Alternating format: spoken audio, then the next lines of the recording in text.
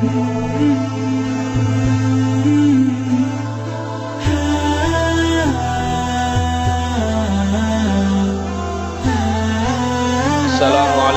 warahmatullahi wabarakatuh. Alhamdulillahil fattahil alim wa biyadihi miftahut ta'lim. Allahumma salli wa sallim ala sayyidina Muhammadin wa ala alihi wa ashabihi ajma'in. Yang saya hormati Bapak pengurus BKM, orang tua kami di Masjid Al-Mukhlisin Siluang 1, Desa Gunung Selamat. Yang saya hormati bapak-bapak dari aparat desa, ada Bapak Ismail Nasution, dan juga kita semua yang hadir di sini, jamaah Masjid Al-Mukhlisin, bapak-bapak dan ibu-ibu, dan juga rekan-rekan saya penyuluh di KUA Kecamatan Bilahulu.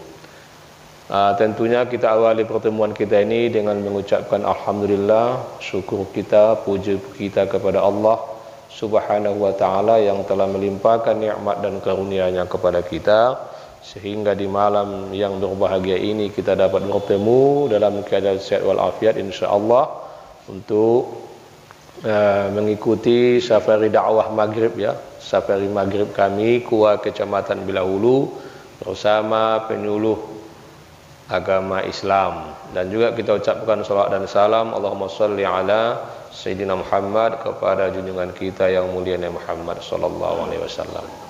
Bapak Ibu sekalian, tadi telah disinggung oleh protokol, disampaikan tadi bahwasanya kedatangan kami ini adalah silaturahim. Keliling-keliling kami masjid di Bilahulu ini, penyuluh agama Islam dan saya juga sebagai kepala kantor urusan agama, untuk silaturahim tadi dan juga mengadakan atau perkenalan, ya, mengenal, ya, siapa-siapa personil KUA kecamatan itu, ya. Kalau sama saya mungkin ada yang kenal, ya, sebab saya di sini pernah khotib sekali, Pak, ya, sudah lama memang, setahun lebih ada. Dan inilah apa kami sebagai program kami keliling-keliling masjid. Sudah banyak masjid yang sudah kami lalui, para penyuluh ini. Ini sudah kesekian kalinya, saya tidak ingat lagi.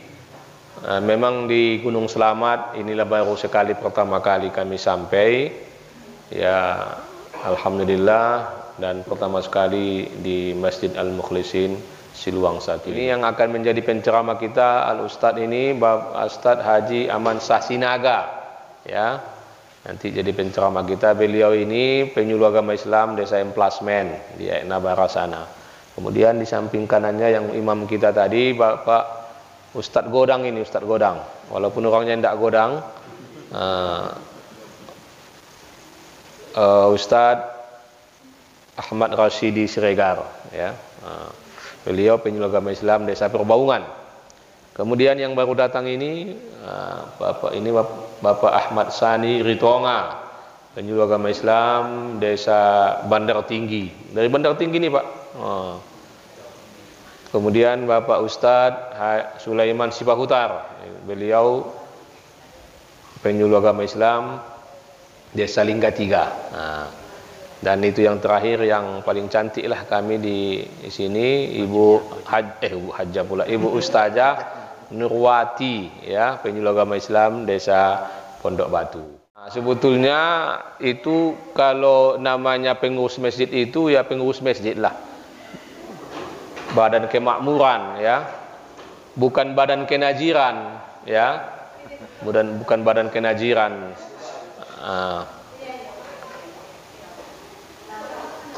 Jadi najir itu sebetulnya itu untuk tanah wakaf atau benda wakaf. Benda wakaf, banyaknya rupanya. Iya, sembunyi, ya. Najir itu untuk tanah wakaf, ya. Kenapa jadi berkembang jadi pengurus masjid dikatakan najir? Karena dulu memang awalnya ketika tanah ini diwakafkan oleh yang mewakafkan, Dulu kan kepala kuahnya yang membuat akta wakafnya itu menanya, siapa nazir wakafnya, katanya, nazirnya. Ditunjuklah ini, biasanya orang tua di kita atau ustadz. Yang kemudian ustadz ini atau orang tua yang kita tunduk nazir ini dialah pengurus masjid. Nah, jadi untuk selanjutnya dipanggillah dia nazir, ya kan? Nah, wak nazir kan begitu, Pak, ya. Nah, padahal nazir itu nazir tanah wakaf itunya, tanah wakaf tanah masjid ini. Nah, nazir itu kan pengawas, penilik, nazoro yang zuru, ya. Nazir, isim fa'il. Melihat, mengawas. Jadi kalau pengurus masjid itu ya BKM, Badan Kemakmuran, ya. Nah, makanya di kita ini yang ada istilah nazir untuk yang menjaga waktu, yang azan, kan umumnya kan begitu kita, Pak. Nah, kalau di Jawa mana ada istilah nazir, itu marbot namanya. Kalau yang tugasnya menjaga waktu, sebagai imam, sebagai khotib, nah itu di sana marbot itu. Nah, jadi itu saya luruskan pertama. Jadi Badan Kemakmuran. Nah, kalau ini SK-nya itu sudah tidak habis masa berlakunya, sampaikan sama saya supaya kita SK-kan, ya. Ya Pak Mail, ya. Sudah ada SK, udah lama ini? Hah? Sudah. Nah, nanti di SK-kan kalau sudah habis masanya, ya. Nah, kemudian itu tadi saya ajak tadi untuk majelis taklim, alhamdulillah sudah ada Ustaz Salim Bukhari. Memang Ustaz itu luar biasa ilmunya, dia itu ahli hadis, ya. Tentu diajarkannya Bapak sudah fikih, ya. Fikih, tauhid, ya. Tasawuf, ya. Alhamdulillah, ya. Nah, jadi begitu memang kita belajar ini. Macam tadi ku tengok ada sholat maghrib qabliyah, ya, sebetulnya tidak apa-apa. Tapi kalau sunat muakkad rawatib itu kan 10 rakaat itu, yang sunat muakkad. Sebelum subuh 2 rakaat atau yang kita kenal dengan sunat fajar. Kemudian 2 rakaat sebelum zuhur, 2 rakaat sesudahnya. Ada juga yang mengatakan 4 sebelum zuhur, ya. 2 setelah maghrib dan 2 setelah Isya. Jadi 10, ya. Kalau yang dalam mazhab Syafi'i 10. Nah itu. Nah, sunat muakkad. Sunat muakkad itu tingkat anjurannya itu sangat tinggi walaupun dia hanya sunat, ya. Sunat muakkad itu ibadah yang tak pernah ditinggalkan Nabi, makanya sunat muakkad, ya. Maksudnya hampir, ya, bukan tak ada, tapi dalam hidupnya hanya beberapa kali ditinggalkannya. Itulah sunat muakkad, termasuklah sholat berjamaah ini. Hanya beberapa kali mungkin ditinggalkan Nabi dalam hidupnya, makanya hukumnya sunat muakkad. Dan kalau ingin kita dapat syafaat Nabi itu tidak cukup hanya membaca sholawat, tetapi mesti banyak melakukan ibadah sunat muakkad. Itu yang paling tinggi peluangnya. Ya, di samping membaca sholawat, paling tinggi peluang untuk mendapatkan syafaat Nabi di hari kiamat itu adalah banyak melakukan ibadah sunat muakkad, termasuk itu qabliyah fajar itu, ya, qabliyah subuh. Qabliyah subuh itu seandainya tidak cukup waktu, itu boleh dilakukan setelah sholat subuh, ya. Umpamanya tidak sempat dia tadi ke masjid ini, terlambat bangun sampai sudah salat jamaah. Habis salat jamaah boleh dia salat fajar. Iya. Saking dianjurkannya itu. Jadi begitu hukumnya, salat fajar itu sangat dianjurkan. Boleh dia diganti, ya. Karena dulu Nabi pernah dalam musafir peperangan terlambat bangun, ya. Karena kelelahan, semua sahabatnya dan beliau, Nabi kita terlambat bangun. Sudah naik matahari baru terbangun. Nah, jadi Nabi tidak langsung sholat subuh. Sholat fajar dulu, baru sholat subuh. Mengkodonya lagi, mengkodo, ya. Kodo, bu. Asalkan sembahyang tidak pada waktunya itu kodo, ya. Nah, jadi demikian. Nah, ini kadang kita kan begitu. Datang ke masjid, sholat isya, waktu qabliyah isya, sembayang. Habis isya enggak sembayang. Padahal yang sunat muakkadnya setelah isya itu, bukan sebelum isya itu. Nah, jadi banyak lagi hukum-hukum itu yang mesti kita amalkan, kita pelajari dan supaya lebih menyempurnakan ibadah kita ya. Alhamdulillahilladzi bi ni'matihi tatimmus shalihat wassalatu wassalamu ala sayyidis sadat wa ala alihi wa ashabihi ahlil fadaili wal karamat. Subhanaka la ilma lana illa ma 'allamtana innaka antal alimul hakim. Rabbi shrah li sadri wa yassir li amri wahlul 'uqdatam min lisani yafqahu qawli. Pernah pada suatu hari Imam Hasanul Basri didatangi oleh 3 orang muridnya. Yang mana muridnya ini datang bukan mau minjam uang ya Bu, tapi menyampaikan permasalahan hidup mereka. Masuk murid pertama. Imam, saya sudah lama menikah, tapi sampai detik ini Allah belum juga kasih saya anak. Usaha sudah, berobat sudah, tapi belum juga Allah kasih anak. Mohon masukan dan sarannya Imam. Balik, masuk murid yang kedua. Imam, saya punya penyakit. Ibu ada penyakit Bu?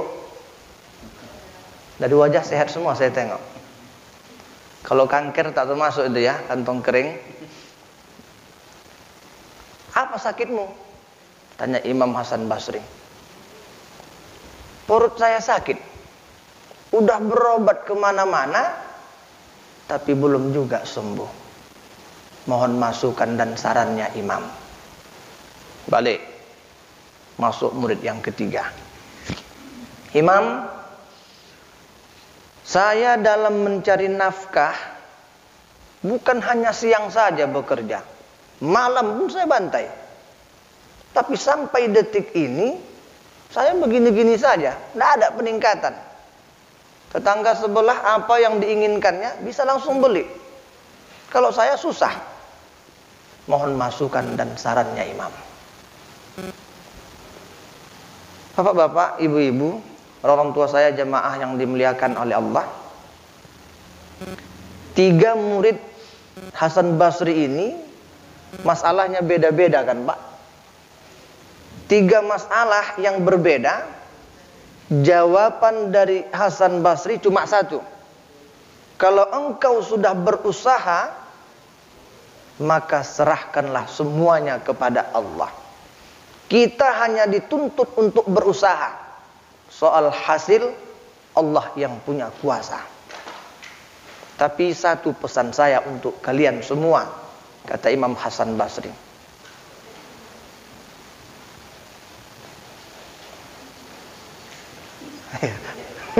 Terganggu saya nengok kue. Saya pantang nengok kue Bu, pantang telur tak? No. Ya, fokus kemari ya Bu, supaya Ibu nengok saya maksudnya. Nanti Ibu nengok kue pula. Nah, jauh-jauh Ustadznya datang tak ditengok. Tapi walaupun begitu saya bawa rekaman itu Bu. Nanti tengok di mana Ustadz channel kita? Sahabat Sinaga. Nah, tengok Sahabat Sinaga nampak nanti di situ. Cuma Ibu tak sempat saya menyutingnya. Tak mungkin pula penceramah menyuting ya kan? Iya, terima kasih Pak. Semoga panjang umur, disayangi istri, sayangi anak, insyaallah. Nah, bapak-bapak, ibu-ibu jemaah yang dimuliakan oleh Allah, kata Imam Hasan Basri, murid saya masalahnya beda-beda. Tapi walaupun masalahnya beda-beda, pesan saya cuma 1 untuk kalian. Apa itu? Banyak-banyaklah istighfar. Apa Pak? Banyak-banyak istighfar. Ditanya sama istrinya, mungkin kalau bahasa kita mas ataupun abang, suamiku, muridmu masalahnya beda-beda, tapi jawabanmu kok istighfar saja. Kata Hasan Basri, karena aku sudah mendengar pernyataan mereka. Mereka sudah berusaha, berobat sudah, tapi belum juga Allah kasih. Berarti ada sesuatu yang mengganjal, ada sesuatu yang menghambat. Ibarat ini AC, Pak, AC yang dingin nih. Kalau kita sumbat di situ tisu, kita ganjal tisu di lubangnya itu, anginnya keluar enggak? Enggak keluar. Mungkin keluar tapi sedikit. Kenapa? Ada yang menyumbat. Kata Hasan Basri, kenapa aku suruh mereka untuk beristighfar? Karena mereka sudah berusaha. Bisa jadi terhambatnya keinginan mereka karena ada sesuatu yang mengganjal ataupun menyumbat. Apa itu? Karena banyaknya dosa-dosa kita. Makanya aku perintahkan kepada mereka, banyak-banyaklah kalian istighfar. Kalau kita mengamalkan istighfar ini siang malam, apa keutamaannya untuk kita? Lihat dalam hadis rawahu Abu Daud an Ibni Abbas radhiyallahu anhu. Kata Nabi, man lazimal istighfar, barang siapa yang melazimkan istighfar, ja'alallahu lahu min kulli dhiqin makhraja. Yang pertama, siapa yang melazimkan istighfar, maka Allah akan menjadikan setiap kesempitan hidupnya ada makhraja, jalan keluar, solusi yang Allah berikan. Ini yang menyampaikan Nabi Muhammad, Bapak Ibu, udah pasti betul. Kalau Sinaga yang bercakap banyak salahnya, ya. Tapi Nabi Muhammad pasti betul, jangan diprotes. Nah, yang kedua, wa min kulli hammin faraja. Dari setiap kesusahan hidup, Allah akan berikan kebahagiaan. Mungkin kalau bahasa anak gaul saat ini apa? Kegalauan. Kita kan mau galau ya, Ustadz aja mau galau. Yang bercakap ini mau juga galau, orang biasanya ini. Walaupun bersorban, galau juga. Nah, dari setiap kegalauan, Allah berikan rasa plong, tenang di jiwa kita. Berkat istighfar. Udah berapa, Bu? 2. Terakhir. Wa razaqahu min haitsu la yahtasib. Orang yang melazimkan istighfar, Allah akan berikan dia rizki dari jalan yang tanpa diduga-duga. Ini rezeki jelas dapat hari ini. Habis nanti sholat, tidak tahu kita lagi. Mungkin ada yang ngajak makan. Mana tahu kita itu kayaknya kan, Pak? Mana tidak tahu kita. Karena perkara rezeki ini, saya yakin Bapak Ibu sudah mengalaminya. Macam mana menyekolahkan anak, bagaimana memperjuangkan adik-adik ketika kuliah, sulit. Tapi ketika dekat dengan Allah, rajin istighfar, rajin berusaha, Allah bukakan rezeki dari jalan yang tanpa diduga-duga. Betul kan, Pak? Saya masih ingat dulu di kota, sama istri makan mie rebus, 2 piring. Habis itu mau saya bayar, mie wakana namanya, wakana. Mau saya bayar, apa kata wakana? Dek, udah dibayar sama ibu yang di sana. Ada anggota dewan PKS waktu itu, Ibu Nur Ajijah Tembunan. Wah, tak jadi saya bayar. Dalam hati, kok tahu mau dibayar 5 piring saya boleh. Itulah rezeki saya, 2 piring. Kok tahu mau dibayar? Apa tahu posan banyak, ya kan, Pak? Nah, ini. Jadi perkara rezeki ini, saya yakin Bapak Ibu sudah menjalani itu semua. Tapi ada satu hal yang ingin saya tegaskan pada malam hari ini. Ada sebagian saudara kita, Bapak Ibu, mereka tidak menganggap rezeki kalau tak dapat 1 ikat ataupun 2 ikat warna merah. Apa itu, Pak? Soekarno-Hatta. Materi. Dalam benak dia rezeki itu materi. Kalau tak dapat duit, bukan rezeki katanya. Nah, padahal ya, Rezeki itu bukan hanya dalam bentuk materi. Ada kawan saya di Senah sana dulu, omaknya sakit. Dia tak punya mobil, tak bisa nyetir. Omaknya ini harus dibawa ke rumah sakit umum setiap hari Senin cuci darah. Berapa satu kantong darah Pak sekarang? 700. Banyak. Setengah juta lah kita bilang. Setengah juta, saya tak pernah ya, jangan sampai. Setengah juta lah kita bilang. Tak punya mobil, berarti harus rental mobil. Tak pandai nyupir, nyewa supir. Makan lagi, udah berapa satu hari itu habis? Mungkin 1 juta kena. 1 minggu, sebulan, setahun, 2 tahun, udah berapa biaya yang dikeluarkan. Berarti Allah sehatkan kita, itu juga termasuk rezeki. Makanya Bapak Ibu, kalau ada asam urat kita yang udah 6 bulan tak kambuh-kambuh sampai malam hari ini, bersyukur Bu. Sepakat orang Bapak, satu pengajian ini ataupun satu lingkungan ini, nanti pas liburan berangkat ke masjid terbaru yang di Sepiro. Masjid apa namanya itu? Yang baru berangkat tahu namanya. Saya nengok di Facebook saya, cantik Bah, saya belum sampai ke sana. Namanya tak tahu, cuma cantik saya tengok. Pergi orang Bapak satu rombongan, satu bus besar. Pergi lancar, sampai di sana selfie, balik bawa salak satu goni. Ya, pergi selamat, balik juga selamat. Itu juga termasuk rezeki. Allah selamatkan kita dari mara bahaya, itu termasuk rezeki. Ada orang Pak, anaknya mau jadi tentara harus habis 250 juta. Itu belum tentu jadi itu. Sementara ada saudara kita, dia tidak orang kaya, tapi anaknya hafal Al-Quran. Berkah Al-Quran dimudahkan oleh Allah untuk jadi tentara. Saya ingin sampaikan apa? Allah mudahkan segala urusan kita, itu juga termasuk rezeki. Jadi rezeki itu tidak hanya dalam bentuk materi. Saya tutup dengan sebuah cerita. Kalau tak habis cerita tak boleh sholat. Karena Bapak minta tadi. Baik. Dulu ada namanya Imam Ahmad bin Hambal Pak. Ya, seorang ulama besar, ahli fikih, ahli hadis, hafal Quran.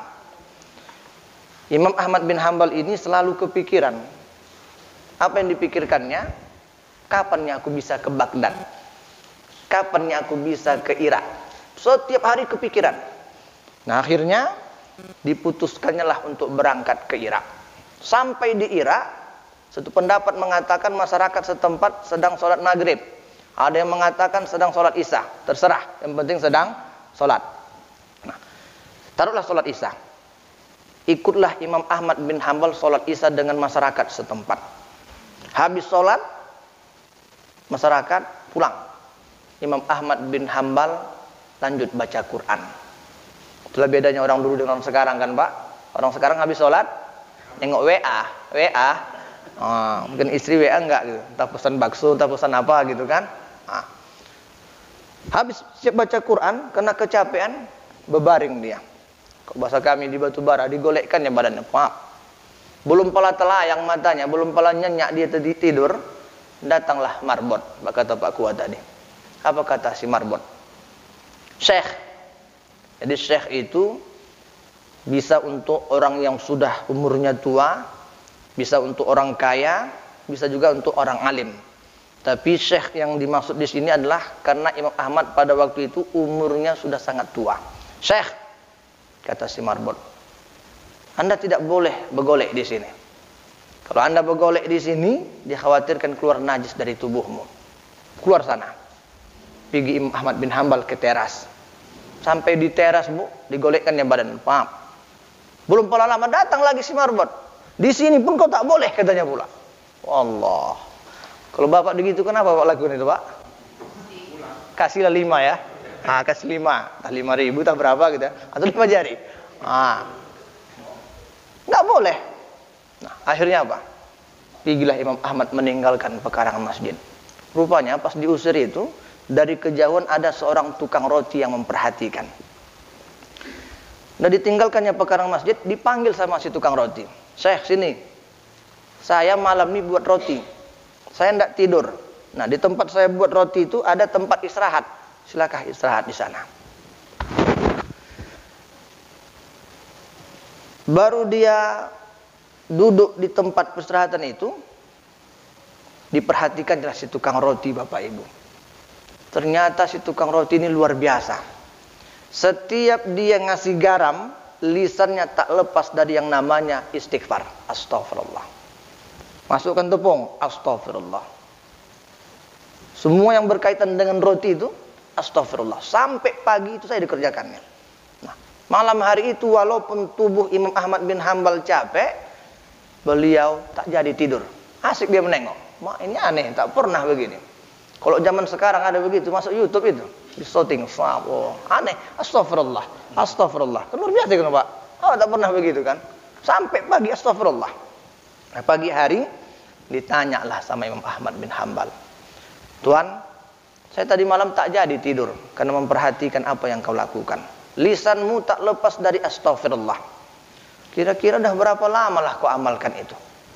Kata si tukang roti, sejak saya jualan roti.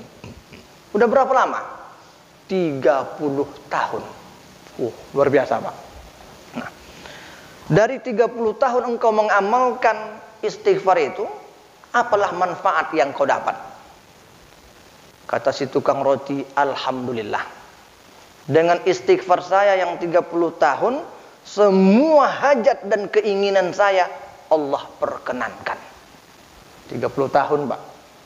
Awak satu hari ini udah berapa kita pinta? Yang BKM mungkin minta semoga jemaah ramai datang nanti ketika safari. Yang sempat yang datang lebih ramai dari yang didatangi. Paling tidak itu yang dipinta. Iya kan?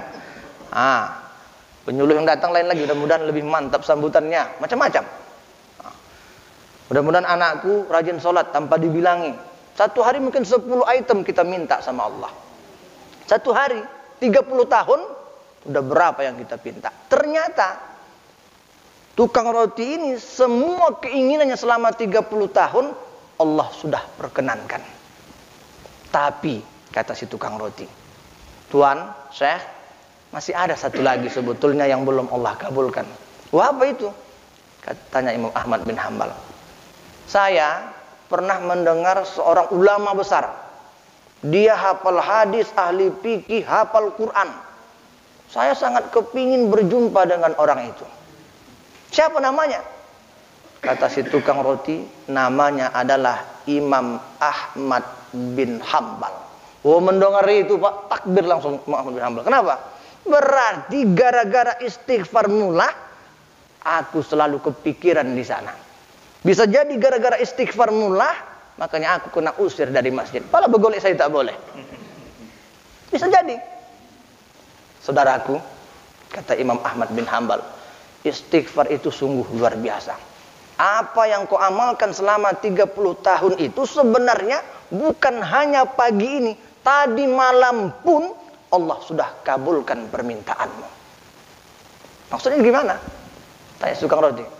Orang yang kau maksud itu saya. Sayalah Imam Ahmad bin Hambal. Ini kok dalam perfilman ini Pak, mungkin dipoluk ya kayaknya itu ya. Cuma bukan perfilman, saya pun tak tahu cerita macam mana lagi. Nah, jadi memang itulah bedanya orang dulu dengan orang sekarang. Bapak kenal dengan imam besar Habib Rizik? Dari mana kenalnya Pak? TV sama internet kan. Hati kalau datang ke Siluang langsung imam, langsung gitu kita kan. Zaman dulu tak ada HP, nggak ada internet, makanya nggak tahu dia. Ya kan? Kok sempat tahu orang tuh takkan berani untuk mengusir dari masjid tuh. Karena nggak tahu lah itu. Nah, bapak-bapak, ibu-ibu, orang tua saya jemaah yang dimuliakan oleh Allah, mohon maaf kepanjangan. Jadi intinya apa? Yakinlah kita kalau lillahi ta'ala kita istighfar kepada Allah, manfaatnya sungguh luar biasa. Jadi hadis-hadis yang saya sampaikan dan cerita yang terakhir ini sebenarnya untuk menguatkan hati kita, meyakinkan kita bahwasanya apa yang diperintahkan Nabi itu benar adanya. Man lazimal istighfar ja'alallahu lahu min kulli dhiqin makhraja wa min kulli hammin faraja wa razaqahu min haitsu la yahtasib. Kalau ada seikat pandan, boleh kita menanak nasi. Kalau ada izin dari Ar-Rahman, insyaallah di pertemuan lain kita sambung kembali. Burung Irian, burung cendrawasih, cukup sekian dan terima kasih. Wassalamualaikum warahmatullahi wabarakatuh.